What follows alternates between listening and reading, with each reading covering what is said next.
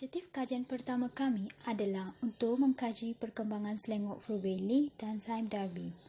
Pertama, saya akan menceritakan perkembangan yang berlaku di Selangor Fruit Valley. Selangor Fruit Valley adalah sebuah ladang buah-buahan tropika yang berkeluasan 646 hektar. Pada tahun 2010, Selangor Fruit Valley ini telah ditubuhkan di Bestari Jaya, Selangor. Pada masa itu, kawasan ini tidak memberi impak yang tinggi kepada peningkatan sektor ekonomi. Hal ini kerana pada masa itu kawasan ini kurang memelihara dan penambahbaikan kawasan tersebut juga tidak begitu baik dan menarik. Oleh hal ini, pihak Selangor Fruit Valley telah mengalami kegagalan dalam peningkatan sektor ekonomi di kawasan tersebut. Tambahan pula, pada masa itu juga pihak Selangor Fruit Valley mengalami beberapa kekangan seperti kekurangan modal, jenis dan bilangan hasil tanaman yang kurang, hanya mempunyai beberapa gerai dan hanya menjalankan penternakan kambing sahaja. Oleh yang demikian, ramai pengunjung tidak datang ke kawasan ini kerana tiada yang begitu menariknya. Dan hal ini merosotkan peningkatan ekonomi di kawasan tersebut.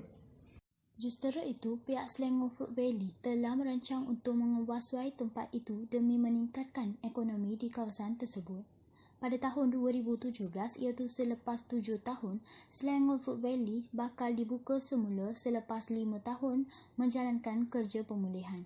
Perkara ini dinyatakan oleh Pengurus Besar Kumpulan Perbadanan Kemajuan Pertanian Selangor PKPS.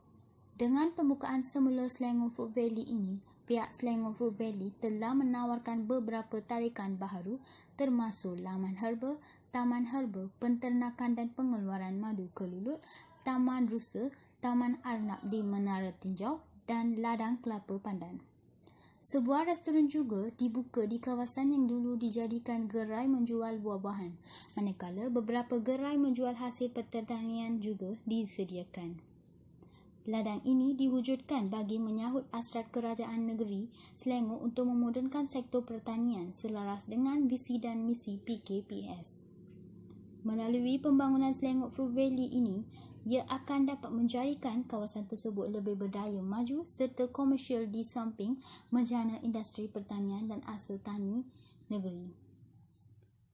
Secara langsung kita dapat melihat perkembangan yang berlaku di Selangor Fruit Valley.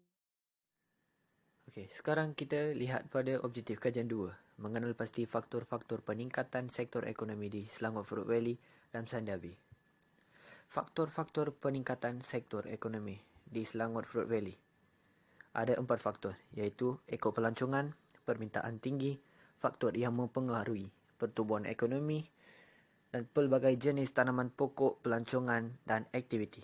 Ekor pelancongan adalah aktiviti yang melibatkan lawatan ke tempat-tempat yang mempunyai kemudahan alam yang semula jadi.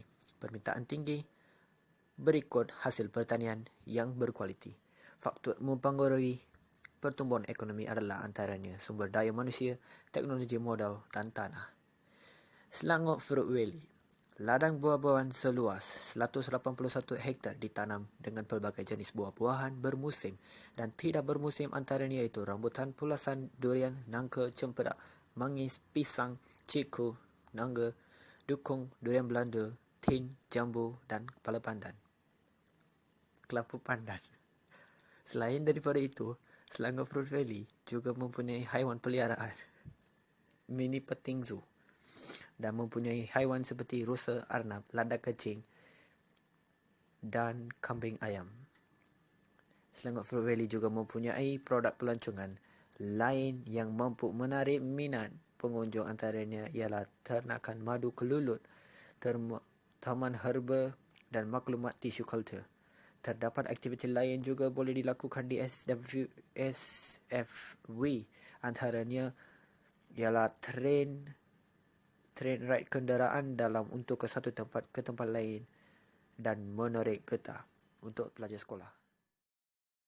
Kesan-kesan peningkatan sektor ekonomi di Selangor Fruit Valley. Kesan yang pertamanya ialah meningkat permintaan terhadap hasil pertanian seperti rambutan, durian, pisang, ciku, jambu dan sebagainya. Kesan yang kedua ialah dapat meningkatkan kualiti hasil dan penambahbaikan kawasan sekitar. Dengan ini, Selangor Fruit Valley boleh dapat meningkatkan pendapatan. Kesan ketiga adalah imej Fruit Valley dan Selangor juga akan meningkat. Hal ini demikian, bilangan pelancong dan permintaan terhadap buah-buahan akan meningkat. Akhirnya, Selangor Fruit Valley dapat meningkatkan daya saing. Dengan ini, Selangor Fruit Valley perlu bersaing dengan syarikat-syarikat lain.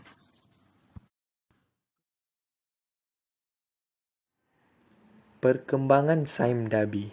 Pada tahun 1910, ketika tanah Melayu dijajah oleh British, William Middleton Sime dan Henry Darby menubuhkan Sime Darby dan Corporation dalam sektor perladangan getah. Selepas itu, perladangan getah ini beralih kepada perladangan kelapa sawit, kokok dan pelbagai sektor lain disebabkan oleh permintaannya. Yutiri Berhad Golden Hope Sime Darby telah digabungkan menjadi Synergy Drive. Pada 27 November 2007, ia ditukar nama kepada Sime Darby.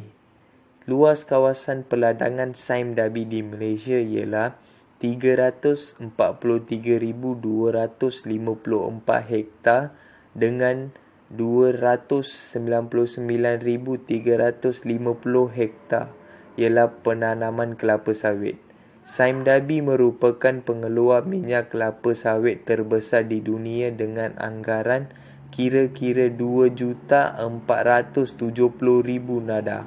Di Malaysia mempunyai 123 ladang kelapa sawit yang masih beroperasi dan juga 2,600 hektar ladang getah di Kedah, Perak, Negeri Sembilan dan juga di Johor.